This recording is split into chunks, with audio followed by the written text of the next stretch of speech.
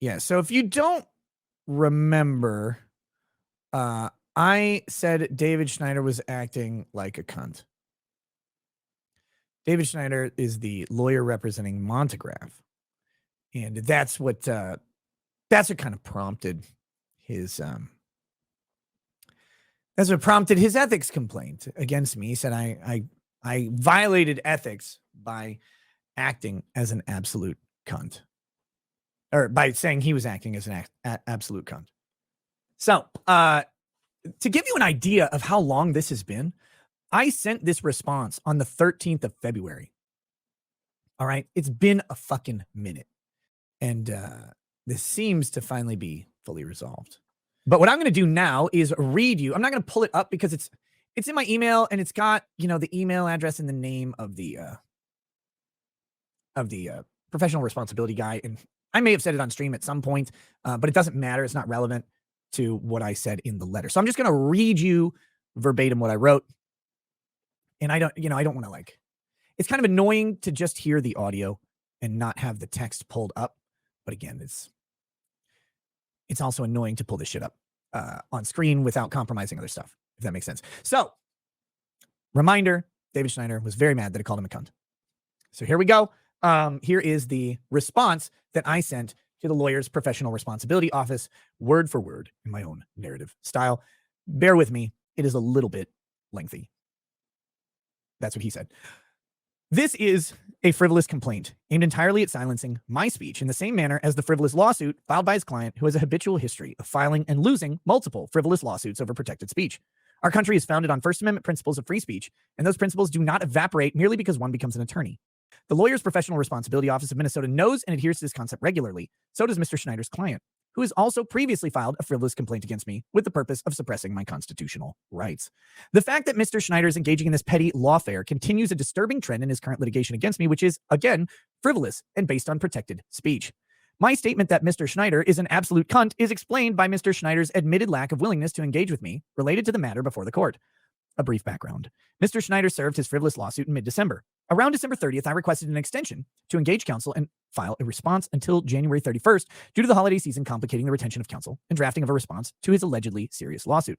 Mr. Schneider never responded, nor did I get an out-of-office email of any kind. I contacted his law office. I left multiple voicemails and left messages with his receptionist. I even physically went to the law office. At no point was I informed that Mr. Schneider was unavailable or somehow disabled from contacting me back. This was a simple matter of requesting an extension to an answer in a civil matter, something routinely handled between parties without issue. There was no history or animosity between me and Mr. Schneider. In fact, I'd actually stated publicly that all of my encounters with his firm were positive prior to this, and that the unprofessional handling from his office was surprising. Rather than respond to opposing counsel, in parentheses, as he represents that I was pro se at the time of saying this, I was not, he chose to file for default, forcing me to request an extension from the court rather than merely agreeing to said extension. Had he merely responded at any time prior to this, he would have been informed of representation and could deal with my attorney rather than refuse to deal with me. The court did grant my request for extension, and as it was obviously reasonable and should never have plagued the court in the first place. This is why I said Mr. Schneider was being an absolute cunt. Simply put, he was. On to the issues with his frivolous complaint. Let me state again, lawyers have protected First Amendment speech. We do not forfeit our First Amendment protections merely because the Lawyer's Professional Responsibility Office exists. Rather, the fact that the LPRO is a state actor likely enhances the protections we have under the First Amendment versus what would happen with a traditional employer or non-government group. The First Amendment protects lawful speech, even if it is offensive, crude, or insulting. Actually, especially so. Calling Mr. Schneider an absolute cunt isn't exactly an accurate characterization, but we can work with it. It was clearly intended to be insulting, but also expressively communicate disgust with the unprofessional conduct of Mr. Schneider in a manner in which I routinely discuss matters on my show. For further context, this is a segment of a broadcast that I do as my primary profession. Mr. Schneider is aware of this, as he has filed a lawsuit against me regarding the same. I'm a broadcaster, and I often engage in comedy and hyperbole, to quote his own lawsuit, and that is usually vulgar or crass. Vulgarity, crassness, hyperbole, comedy, offensiveness, and insulting language are not exceptions to the First Amendment. Addressing his rule citations in order. Rule 4.4a. Mr. Schneider would know that prior to January 18th, I had engaged Mark Randazza as my counsel and was no longer pro se. Further, Mr. Schneider might have forgotten that he actually knew I intended to retain a lawyer and had intended to wire the retainer payment to the lawyer several days prior. Mr. Schneider knew this because he signed a sworn affidavit attesting to this fact on January 13th, 2023. I'm sure it slipped his mind. In any case, I had retained Mark Randazza as counsel prior to January 18th, and his pro hoc vice application was filed on January 19th and granted on the 20th. I was not representing a client. Let's take a moment, however, and assess the ludicrous argument that 4.4a somehow applies to the instant case. Comment 1 of the rule puts this absurdity to bed immediately. This rule is intended to subordinate the interest of others to those of the client, but that responsibility does not imply that a lawyer may disregard the rights of third persons. First of all, there is no subordination of interests of others, as I would be both attorney and client. Second, and far more importantly, Mr. Schneider does not have a legal right violated by hearing an offensive statement about him on a live stream that is not directed at him. Not only was the live stream not directed to him, but this was a special live stream behind a paywall to a limited subset of subscribers. At the time of broadcast, only approximately 5,500 people had the ability to watch the live stream, and at the time of this writing, has only been viewed a total of 3,234 times. My average live broadcast has 10,000 to 15,000 live viewers and will be viewed by approximately 150,000 to 300,000 people. In fact, the public broadcast that immediately preceded this one has approximately 225,000 views between YouTube and Rumble. Mr. Schneider had to go out of his way and pay me or be the benefactor of a third party who paid me to access this video. This is in no way a violation of any cognizable legal right, and to state otherwise is flatly absurd, not to mention offensive to basically all First Amendment jurisprudence.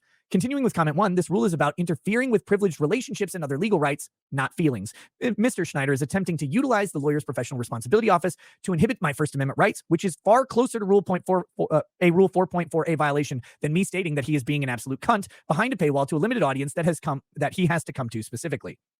However fun the rule analysis is, the fact remains that on January 18th, I was not representing a client, not even myself. Mr. Schneider could have easily ascertained this fact by simply communicating with me at any point between December 30th and January 18th, something he willingly avoided doing, according to his affidavit. Rule 4.4a does not apply outside of representing a client, and even if it did, there is no violation of Mr. Schneider's rights, and he knows it.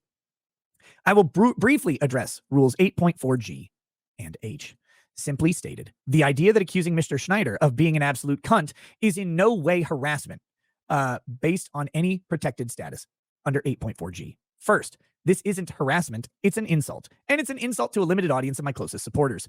Mr. Schneider had to come to the alleged harassment, even paying for the privilege to do so. Second, Mr. Schneider, a lawyer, cannot even articulate a reasonable basis for the discrimination. His statement, quote, I do not see how calling me is anything other than an attempt to harass me, calling me an absolute cunt, is anything other than an attempt to harass me and somehow invoke sexual orientation or marital status. Emphasis added. This is a ludicrous statement on its face and a ham-fisted attempt to justify this frivolous complaint regarding his frivolous lawsuit. Mr. Schneider, it must be repeated, is attempting to use the LPRO as a hammer against First Amendment protected activities.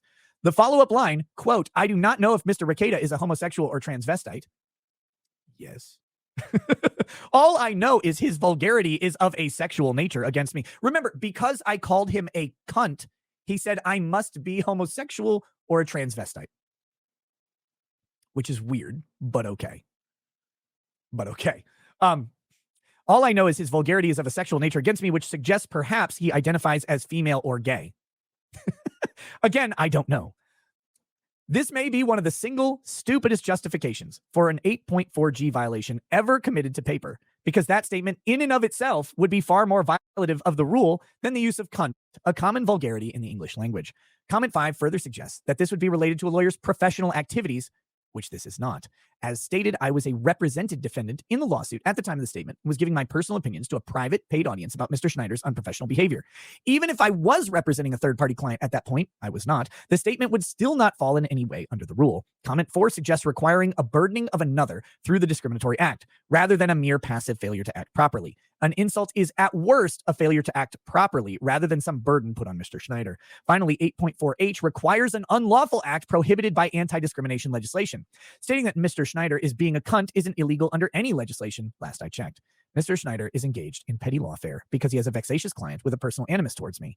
Mr. Schneider is engaged in frivolous litigation against obviously protected First Amendment speech, and both his original complaint and his amended complaint demonstrate an utter disrespect for the First Amendment and a bald attempt to silence my protected speech. This complaint is no different, and the weaponization of the LPRO against the First Amendment and my rights would be shameful if it weren't so pathetic. Regards, Nicholas Rekieta. So there you go. That's my response back in February. Now, you probably know that this went significantly further than that. That was the main response. They basically asked me after that to provide copies of any information related to when I retained Mark Randazzo, which I did. And that is the effectively the last correspondence I received. I provided that back in April. I guess I can read my final response. Please see the attached retention agreement, signed 1/10/2023. This letter covers both myself and Rekieta Law LLC. Mr. Randazza began representation of both myself and the LLC immediately. I did file one motion for extension pro se, as Mr. Schneider refused to respond to my correspondence, despite claiming to regard me as opposing counsel. He was forced to admit his lack of professionalism in a signed affidavit with the court in requesting a default judgment. He was denied and my motion for extension was granted. Mr. Schneider will most likely be receiving a complaint from me, as in the course of litigation, he has made intentional material misrepresentations to the court about me, about his own client, and about evidence for the purposes of increasing the cost of litigation and delaying the dismissal of an obviously frivolous matter. His misrepresentations to the LPRO should not be disregarded in this upcoming complaint either. Mr. Schneider has acted in a way contrary to the rules of the profession, his duty of candor to the court, and in his public representations about me to third parties. Mr. Schneider has specifically told members of the public that I have violated rules in previous representations. I have no disciplinary actions, no warnings from court, and no motions have been filed against me for any such infraction, and has admitted he has taken this frivolous case out of an absurd personal animus against me that predates this bogus complaint. Mr. Schneider is an embarrassment to lawyers and the Constitution. His petty attempts to personally harm me reflect on his character as a lawyer and lack of character as a man. I intend to make them known. So that was the last correspondence, I believe, that I sent to the Professional Responsibility Office. So there you go. I don't know, man. People are really fucking weird. Lawyers who try to weaponize the rules of professional responsibility, who try to, again, weaponize them.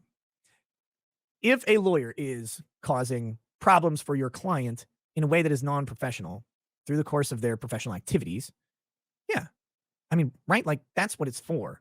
If someone is stealing money, if someone is obstructing evidence, if someone is misrepresenting in public statements evidence, they're making material misrepresentations that a negative, things like that frustrate litigation or cause harm to someone, and they use their professional status as a lawyer to do so. Well, yeah, that's what the whole system is there to police. Bad lawyering impacting clients. I mean, that's the real issue. The only bad lawyering impacting a client is Schneider impacting Monty and me. I don't know. Like I said, I guess I don't officially know that the professional responsibility thing is done, but since I haven't had correspondence since April on an issue where, they have to move this along, I'm pretty secure in how that worked out. But yeah, whew.